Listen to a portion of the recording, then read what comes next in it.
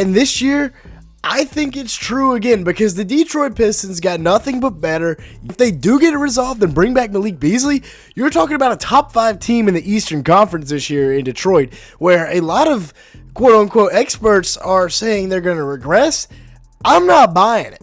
And this is a team that last year, I came on here and said they were going to take the leap, essentially. And behind a 24-year-old Cade Cunningham, he was 23 last year, of course, they took that leap.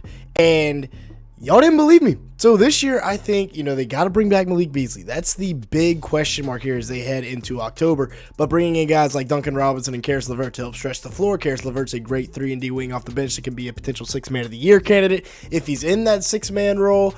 Cade at 6'6", 215, just a big-time physical body, pick and roll specialist as well. Last year, he averaged 26, 9, and 6 in 35 minutes a game. One of the best young point guards, if not the best young point guard in the league.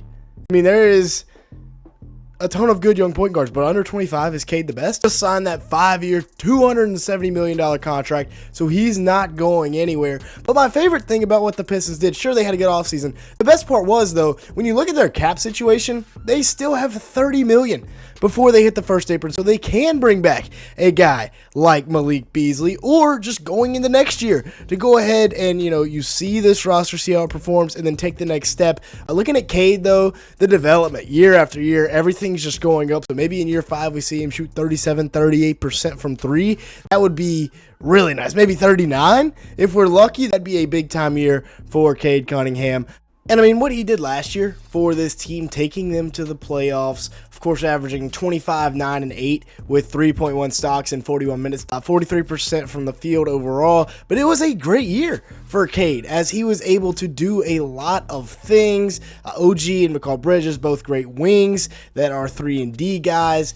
And they were going at Cade all series long, and Cade did not crack. Yes, he didn't shoot great from beyond the arc, but he was a walking paint touch, was able to get his guys open looks, and almost led the Pistons to a win over the Knicks. But let's talk about Jaden Ivey now. Ivey missed 52 games last year.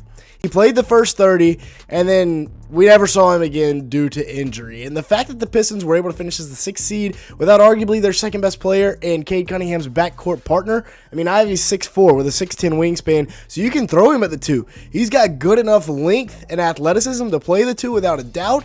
He averaged almost 18 points a game with 4 assists and 4 boards last year in 30 minutes a game, and he even shot 41% from 3 on 5 attempts. He's been an up and down 3-point shooter throughout his career, but now up to 41% on 5 attempts.